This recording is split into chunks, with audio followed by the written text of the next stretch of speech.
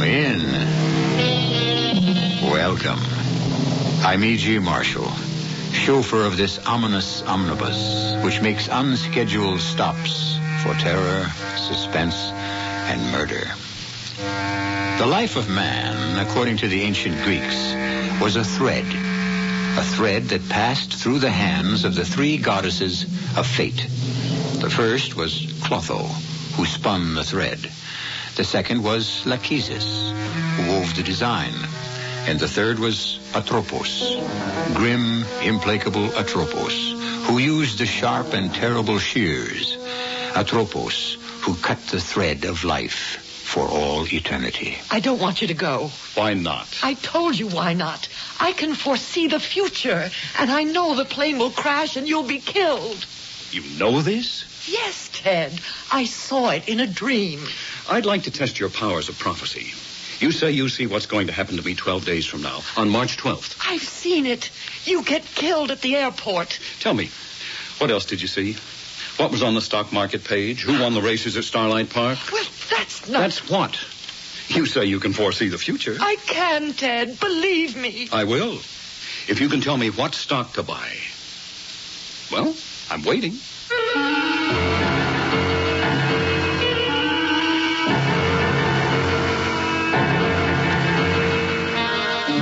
Our mystery drama, The Ideas of March, was written especially for the Mystery Theater by Sam Dan and stars Nina Foch and Les Tremaine.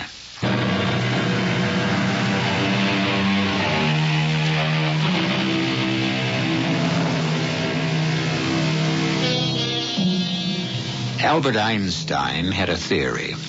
It was called relativity.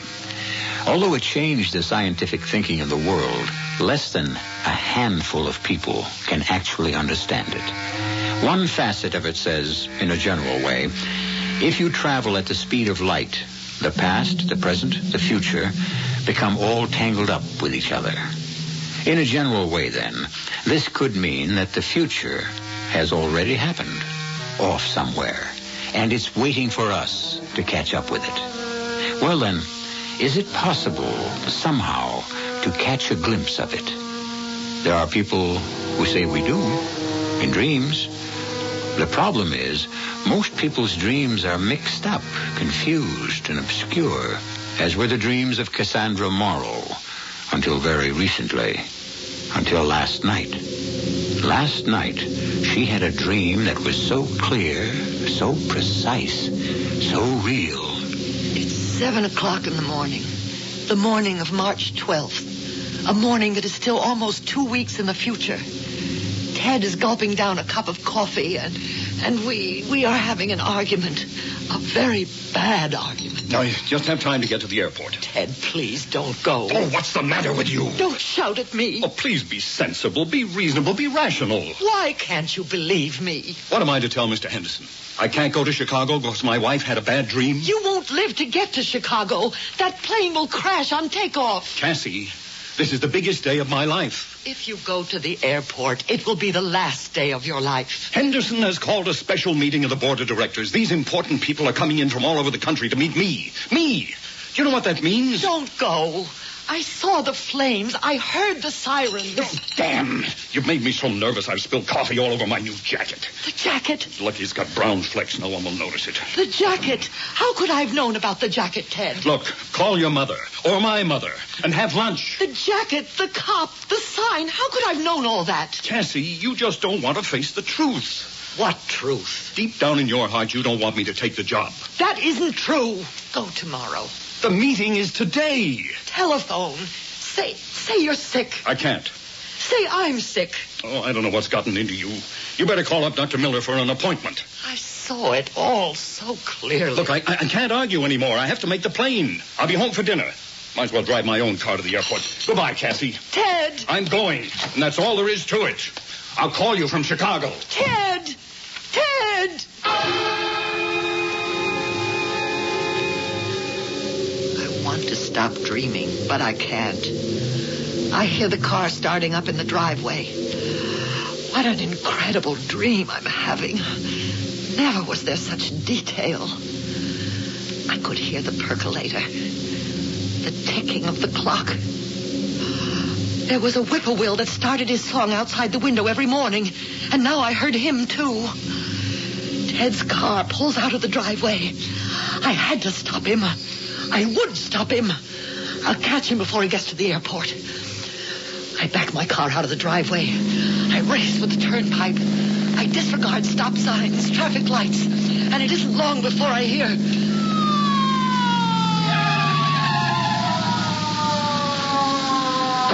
Okay, lady. Let me see your license and registration. Officer, I don't have time. You'll just have to make the time.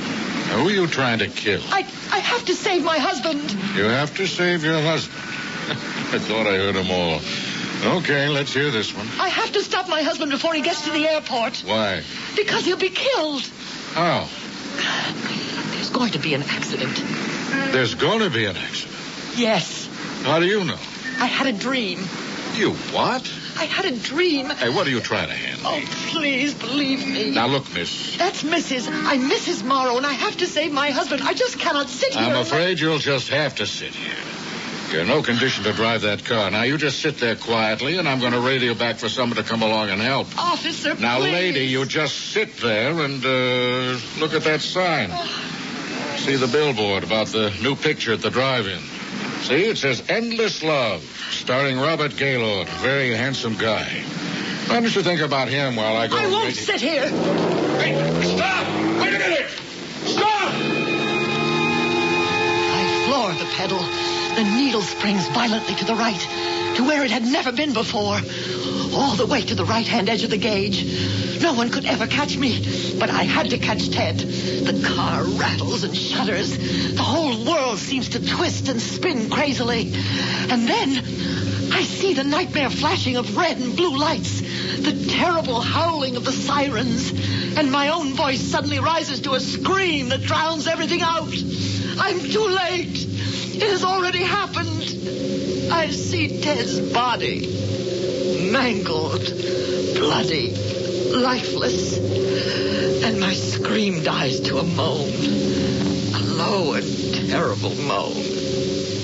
Oh. Cassie, wake up. Angel, wake up. Darling, wake up.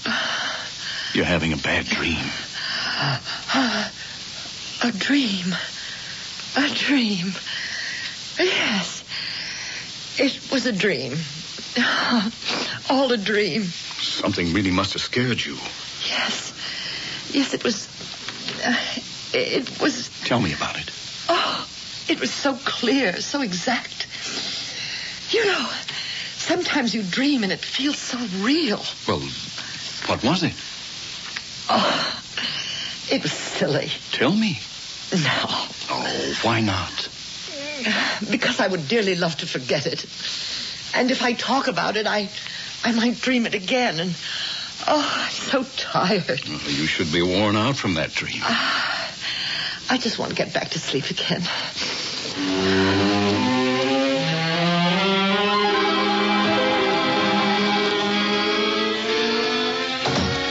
Ted? Yes, indeed. Dinner ready? I never even heard you leave the house this morning. Well, you had a rough night. Thought I'd let you sleep.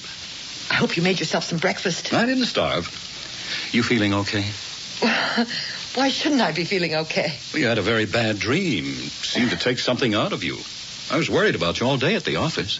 Well, if you were so worried, why didn't you call? Why didn't I call? Yes. To call or not to call, that was the question. What question? Well, first, I was tied up all day. And second, I wanted to tell you about it in person. Tell me about what? Tell you that I'm going to be named Vice President in charge of production. Ted! Vice President Ted, if you please. You mean it's going to happen? It's already happened. Sterling sent in the recommendation to Mr. Big Wheel himself, Henderson, in Chicago. Vice President. Money, bonus, stock options, the whole works. I have become what is known as management. You know how people talk about they? I have now become a they. Oh, we'll have to move, won't we? Sure. Can the vice president in charge of production for International Minerals reside in a 3-bedroom ranch in West Valley? No. We'll have to live up to it. I like it here. You'll like it better where you're going. When does it become official? Thursday, 12th of March. The 12th of March? That's the fateful day. I'll give you a rundown. On 7 a.m. Thursday, March 12th, I drive out to the airport, and I board the 8 o'clock to Chicago. What did you say? I haven't said anything yet. Listen, there will be a luncheon session of the board of directors, at which time I shall be named VP in charge of production. In Chicago? Well, of course. Why? Why? Cassie, that's where the international headquarters of the company happen to be. Ted. Something wrong? Oh, I don't know. Well, then something has to be wrong. What is it? I don't know what to say. Please, tell me. Well, I don't know how. Well, try. You know that dream I had last night? I dreamed that it was 10 days from now. The Thursday morning of March 12th. Well, that's a coincidence. And I dreamed I tried to stop you from going to the airport. But why? Because there would be an accident and you would be killed. That's what I dreamed. Oh. Well, I hope you woke up before anything drastic occurred. No, I didn't wake up. Not until I had seen the ambulances and the emergency crews and... And what? And I saw you dead. Are you sure I was dead? Please, don't make me talk about it. Oh, don't make me think about it. It was horrible. Well, forget it. Why did I have a dream like that, Ted? Why should I dream that? That you would die in an airplane accident on March 12th. I don't know. You're probably scared of me flying. When you heard that I was scheduled to go to Chicago... No, Ted, you're not listening. This was last night, before I knew you were going to Chicago on the 12th. Before you knew. Darling, there's an explanation for everything. Well, how do you explain this? Well, let's see if we can analyze the thing. March 12th, what, if anything, is significant about that date? Does March 12th mean anything to you? No. March 12th? Oh, of course. What is it? I know why you don't want me to go to Chicago. Why? Because that's where Marcella Thornton lives. Oh, Marcella. I haven't thought about her in years. Oh, is that so? You forget that Marcella and I were supposed to be married 12 years ago. On what date? March 12th? Oh, but Ted, I knew it was over between you and Marcella. I knew you chose me. But a little residue of doubt may still be lurking in your subconscious. Oh, It was 12 years ago, the 12th of March. All those 12s coming up must have overwhelmed you. No, Ted, no. Nothing inside of me brought this on. It was as if I had been allowed to live in the future. And I had a glimpse of what was going to happen. Oh, you don't believe that, do you? I mean, you're a sensible, rational woman. You know, you just know you can't see into the future. Now admit it. Well... Look, on the basis of that dream, do you want me to cancel the trip? Well? No, I suppose not. Why don't we forget it? Incidentally, there was a sale at Rossmeyer's. I picked up a honey of a jacket. Oh, it's about time. You need new clothes. Yeah, let me open the package. I was thinking of wearing this to Chicago. They're a very informal group. Oh, no, wait. Ted, wait. Before you open the package, see if I can tell you what color it is. It's gray with brown flecks. Well, how did you know? You must have been spying on me. There, see? Oh. It's exactly the way you described it. Ted, that jacket. That's the jacket you were wearing in my dream. That's the jacket you were wearing on Thursday morning, the 12th of March.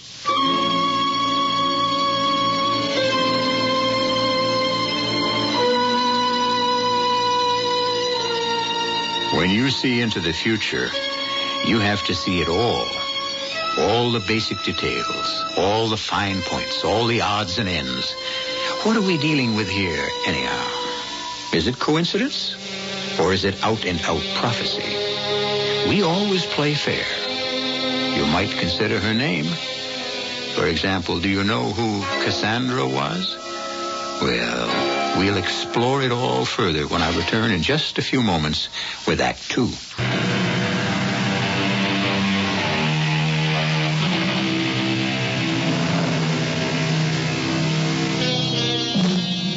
What is the difference between the oracle at Delphi of the ancient Greeks and your own psychiatrist? The oracle stated that your dreams reveal your future. Your psychiatrist will contend that your dreams illuminate your past. Albert Einstein reconciled the two by saying both past and future can exist at the same time. Is everything clear? It is to Cassie Morrow, who had a terrible dream the other night. It's a coincidence. I dream that you're killed at the airport. I dream you're wearing a jacket that you hadn't bought yet, that I'd never seen before. Now, how do you account for that? I'm scared. Cassie, be sensible. That's what you said to me in the dream. Be reasonable. You said that, too. Well, be rational. Be sensible, be reasonable, be rational. That's exactly what you said to me. Oh, Ted, I'm so frightened. Well, I don't know what to tell you.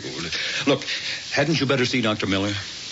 You told me to do that in the dream, too. Well, doesn't that make sense, dear? I don't know. All right. I'm trying to think what it all means. It has to mean something. Oh, thanks, Ted. Thanks for not saying I'm being silly. Well, the fact is, you are being silly. It's just I'm being the concerned husband. Here's what I'll do. I can't promise anything, but in a roundabout diplomatic way, I'll ask Sterling if there's any chance the meeting could be shifted a day earlier, a day later. Oh, Ted, could you do that? Well, I don't know if I can, but I can ask.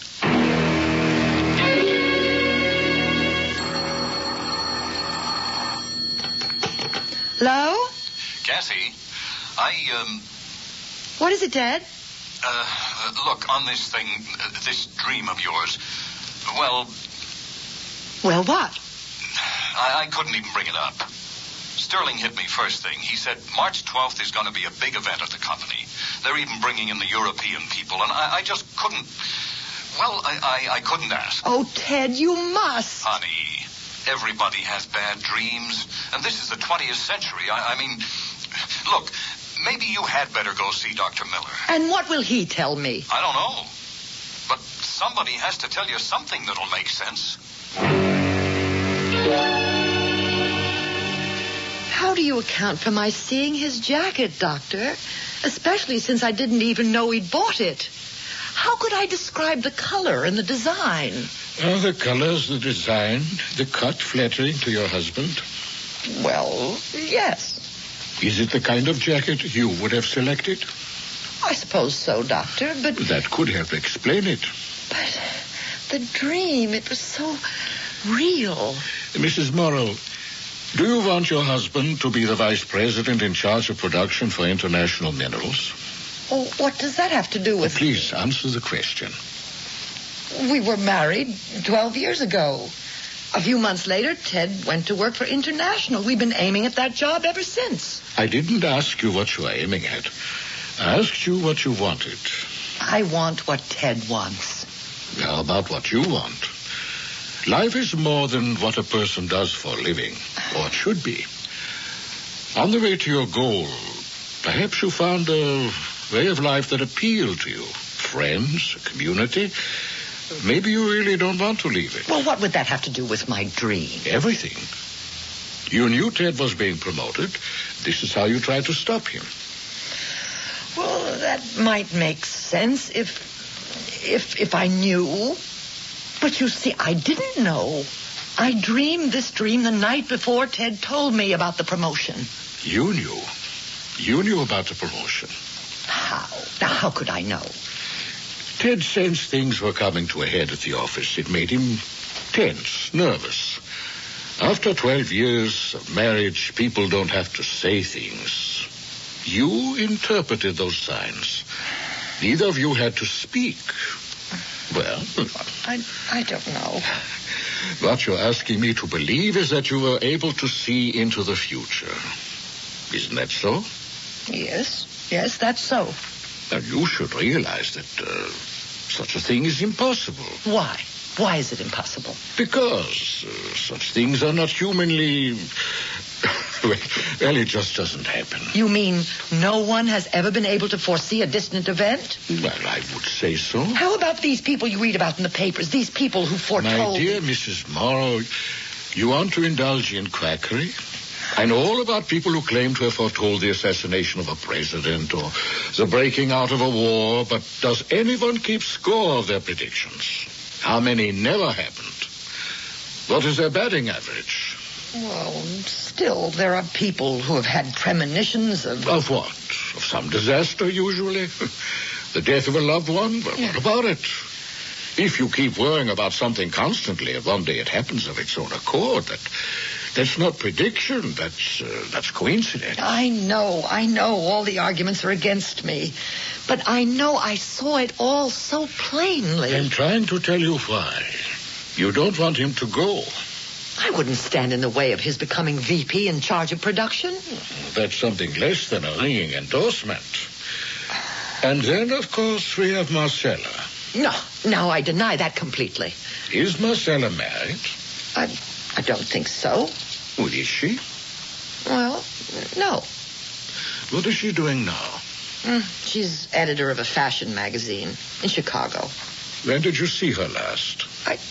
I never really met Marcella. Oh, then you never saw her. Oh, well, I did see her. It was a few days ago on a TV panel show. Oh? And how did she look? Beautiful. So, here we have Marcella. Beautiful, surrounded by glamour, while you have been Mrs. Housewife these past 12 years. Did Ted see the show with you? Yes. What did Ted say? He said, there's Marcella, as beautiful as ever. Did he discuss her after the show was over? No. Well, did he say anything else about her? You mean all he made was that one remark? Yes. But you couldn't help thinking that, quietly, he was comparing the two of you. I didn't think anything of the sort. And didn't you think, oh, my Lord, I hope he never goes to Chicago? I'm not worried about it. I know he chose me. And we have 12 years together. And they mean something. Mrs. Morrow, I think you must come to grips with your insecurity. You're afraid of Marcella. All I know is I had a dream. I saw my husband killed. It's not what you saw. It's why you saw it. Okay. Let's say it's nothing more than my subconscious insecurity. Okay. But how could I dream the details? The details of the future. The jacket. We've already accounted for the jacket. Well, how about the other details? Well, such as? The police officer. He stopped me just outside the drive-in movie at the Turnpike. And he said, why don't you look at that sign and fantasize about Robert Gaylord while I get you some help? He said that? Well, I haven't been near the Turnpike in weeks. I never go to that drive-in. How would I be able to read a billboard, Endless Love starring Robert Gaylord? How would I see that? Well, there must be an explanation. Oh, everybody keeps saying there's an explanation, but nobody explains it. Have you got a phone book? Yes, right over there. Oh, thank you. Turnpike drive-in. Here it is. 207-8308. May I? Yes, of course. Everybody says be rational, be sensible. I am rational. I am sensible. What I saw was real, and I'll prove it. Turnpike driving. Can you tell me what it says on your marquee? It says what's playing. What else would it say? Can you tell me what's playing, please? Be my guest. The Love Racket, starring Jenny Bailey. That's what it says? Uh-huh. That's what we got showing. I see. Hey, come on out. Bring your husband or boyfriend. Hey, I got a dynamite idea. Bring them both. What is it? Nothing. I was wrong. It was just a dream. Well, of course. I mean, it was just a dream. A dream like any other dream, and it probably means nothing at all. Well, it probably means something. Oh, but it doesn't mean... It doesn't mean I foresaw the future. What made you change your mind suddenly? What, I was wrong about a significant detail. The movie. So, I could be wrong about all of it. The accident, too. Oh, thank you, Doctor. For what? Oh, I feel so much better.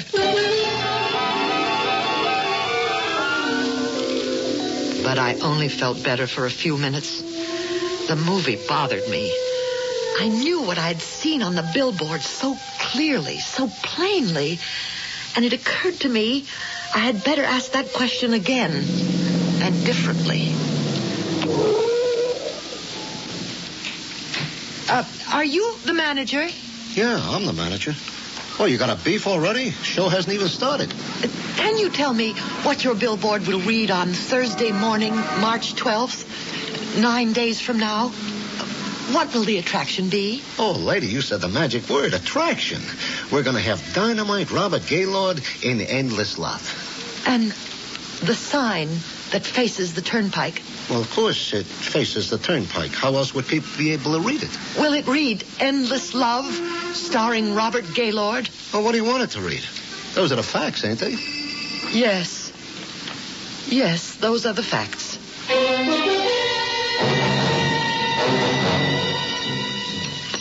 But how could I foresee Robert Gaylord would be playing at the drive-in?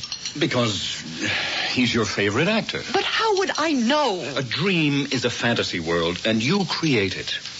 And there are no real foundations for anything.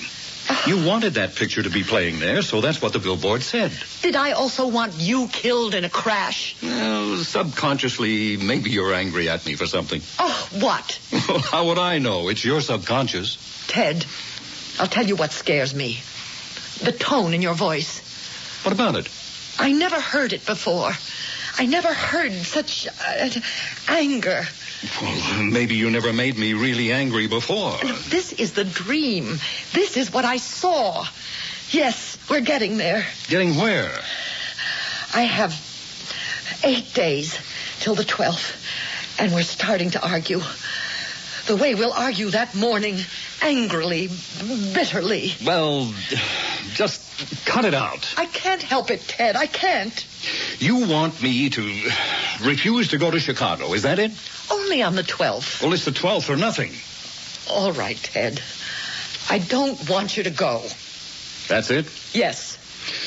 Well, I can't cancel it, Cassie. I just can't. What did Dr. Miller say? That's unimportant. What do you mean it's unimportant? Anything anyone says is unimportant. I tell you, I know what's going to happen. Cassie, cut it out. Don't talk to me like that, Ted.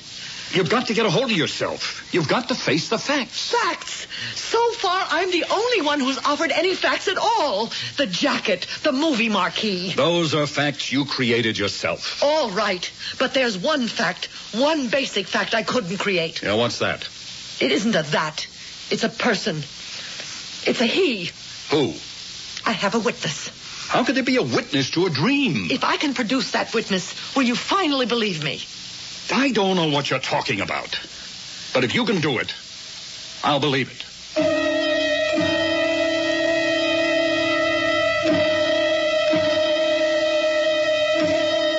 Who is this person who can vouch for the authenticity of Cassie's dream?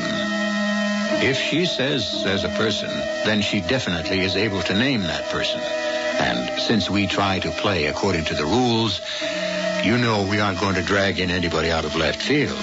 That person has to be someone you've already met. But who? I'll be back in just a few moments with Act 3.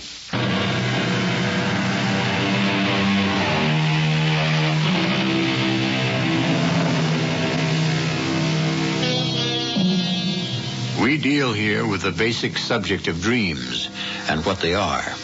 And what are they? A kaleidoscope of what has already happened?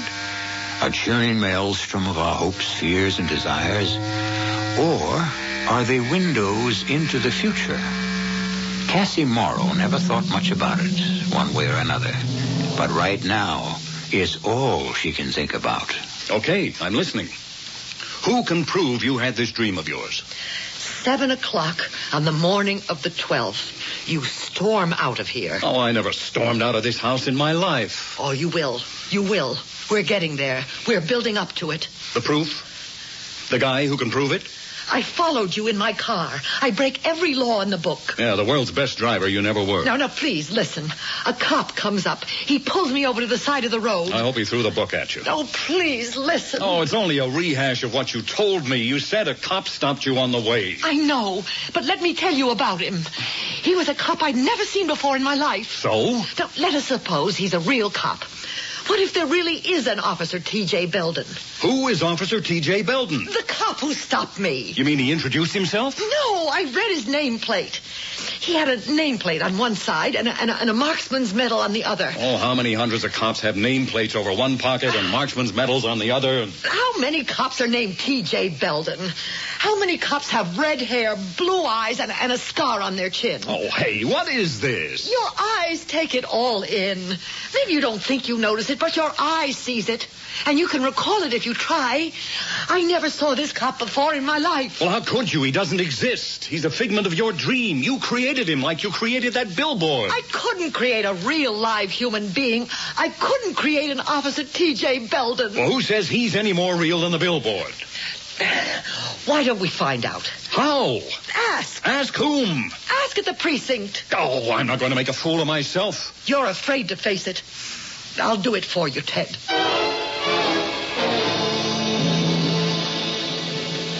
Yes, ma'am. We patrol the turnpike between here and the airport. Sergeant, would you have an Officer Belden, a T.J. Belden? Why do you ask, ma'am? Well, Do you wish to register a complaint? No, not at all. I just want to know. Lady, the personnel of any precinct is a matter of record. I couldn't keep it from you. I'm not saying... If it came to it, you could have a lawyer compel the department. No. I only want to know if an officer named T.J. Belden will be patrolling the turnpike on the morning of the 12th. Look, ma'am, we have no Officer Belden. Oh. I don't know the man. You might go to Central Headquarters downtown. I see. Thank you. It makes me feel wonderful to hear that. Oh, thank you again. Now, finally, the thing could be laid to rest. If a dream is to be more than a fantasy, then all the details must be real. And if I had fantasized an Officer T.J. Belden, then I could have fantasized the rest.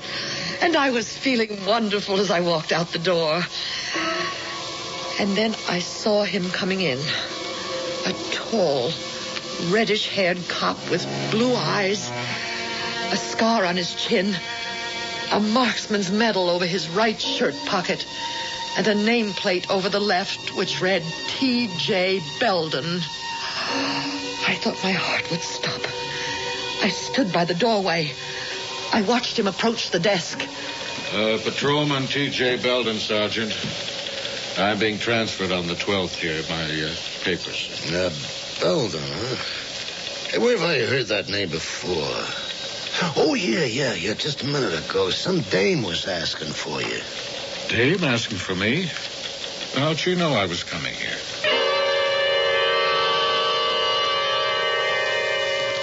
He's exactly the way I described him. Now, Ted, what do you say? Oh, I say there has to be some kind of explanation. Rolly, you don't sound so confident. Well, Cassie, what am I going to do? Don't go. Well, then I'm through. It's the end of the job. The job isn't for you. In your heart, you don't feel you really want it. It'll only make us miserable. You foresee all this, too, don't you? Don't you? Ted. Oh, Ted, sometimes we are allowed a glimpse into the future. By whom? I don't know. I only know what I saw. Ted, the signs are there, all the signs. I did see Officer T.J. Belden. Yeah. I can't get around that. Well, okay, you win. I won't go. Don't say I win. We win.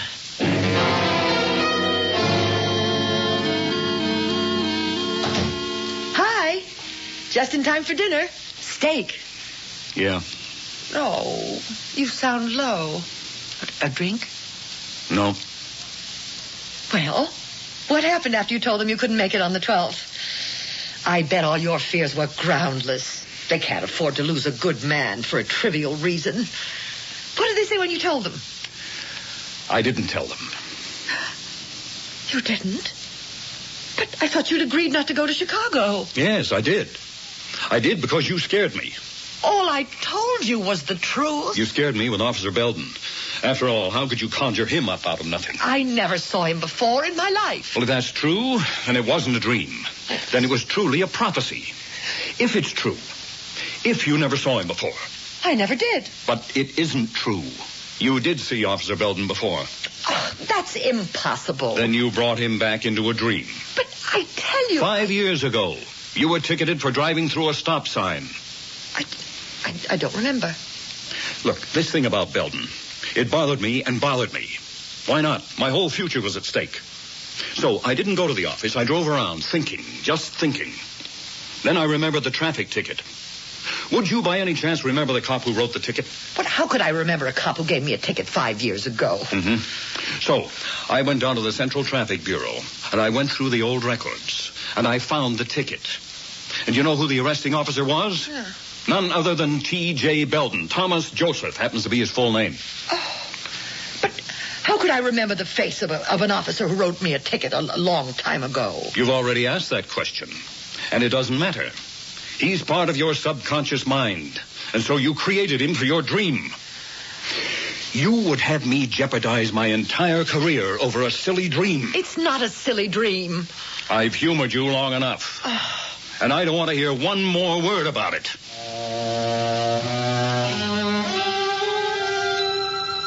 The days passed, and we hardly spoke. Because what was there to speak about? And then, it was the morning of the 12th. The morning I had dreamed about 12 days before.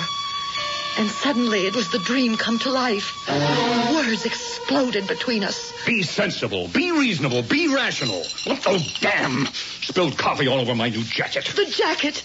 How could I have known about the jacket, Ted? The jacket, the cop, the movie sign. How could I have known? Look, you won't face the truth. Deep down in your heart, you don't want me to go to Chicago. You're afraid of Marcella. You don't want me to take the job. Go, but go tomorrow. I'm going today. And that's all there is to it. I'm living through it again. But this time I'm awake. Wide awake. I'm not dreaming. I know I have to stop him. Stop him somehow before he gets to the airport. Before he gets on that plane. Before that plane takes off. In the dream I was too late. But this time I'll go faster.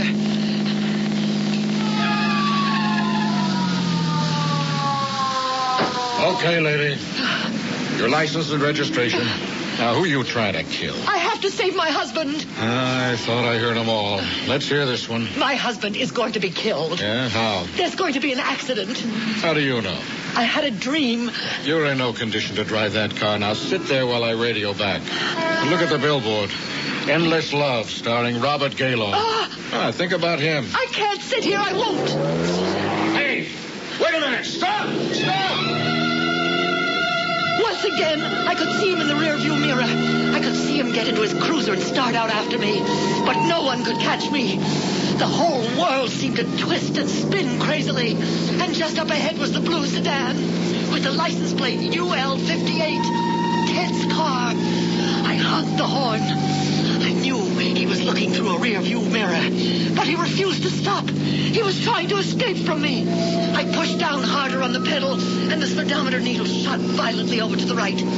All the way to the extreme right-hand side of the gauge, to where it had never been before. And suddenly I heard it, the terrible sound of the crash.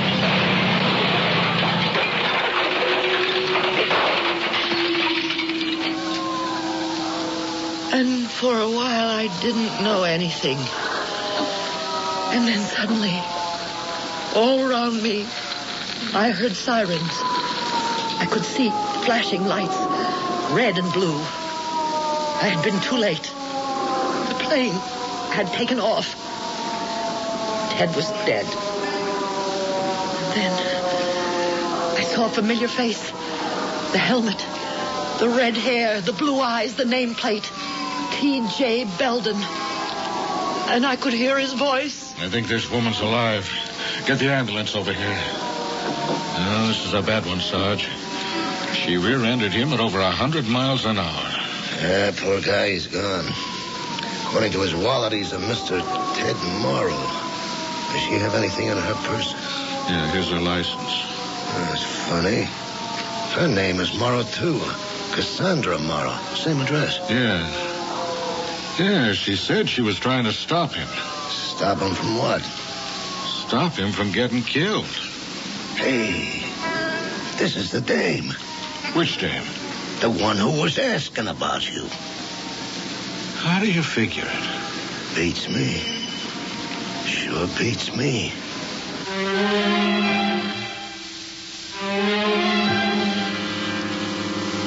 It sure beats me. That's how we dismiss so many things in this world. So many things we don't understand. We can't explain.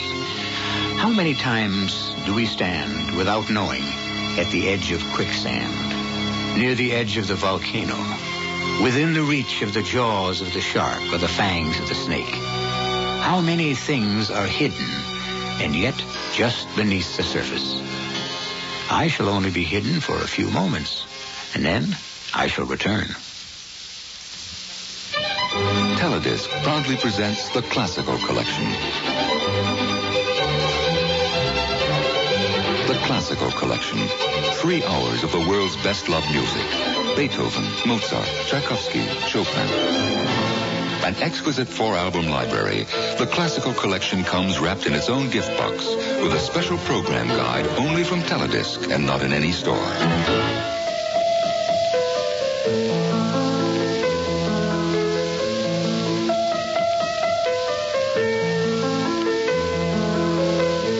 Call 1-800-642-7400. The Classical Collection, your musical treasure for years to come. Call 1-800-642-7400. Operators are standing by. Credit cards accepted and satisfaction is guaranteed or your money back. Call 1-800-642-7400 to order your copy of The Classical Collection today.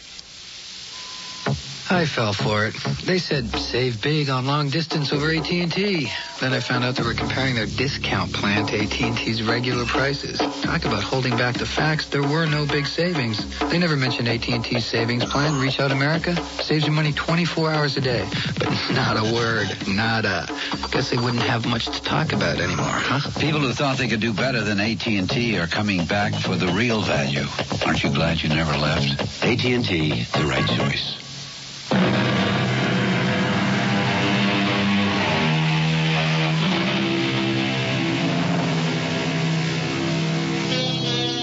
What happened to Cassandra Morrow? She recovered finally. She's raising her children. But she no longer dreams about anything. They say Apollo fell in love with Cassandra and gave her the gift of prophecy. There's also another part to it. When she displeased him, he turned the gift into a curse. Yes, she still was able to foresee the future, but he saw to it that no one would ever believe her. At any rate, never dismiss your dreams. They may be the preview of your future. Our cast included Nina Foch, Les Tremaine, Brett Morrison, and Lou Krugman. The entire production was under the direction of Hyman Brown. December 7th, 1941, a date which will live in infamy. We believe that all men are created equal, yet many are denied equal treatment. We proposed the most sweeping and generous arms control proposal in history. We offered the complete... Every president has had to face tough decisions in his term of office. Many discuss them with their vice president, members of their cabinet, and Congress. Other presidents have consulted court decisions or sought advice from special advisors. But only one thing has influenced every presidential decision made in the history of the United States, and that's the Constitution. The Constitution, the words we live by. To receive a free copy of this great document and information about it, write Constitution, Washington, D.C., 20006-3999. A message from the Commission on the Bicentennial of the United States Constitution and the Advertising Council. This is E.G. Marshall inviting you to return to our Mystery Theater for another adventure in the macabre. Until next time, pleasant dreams.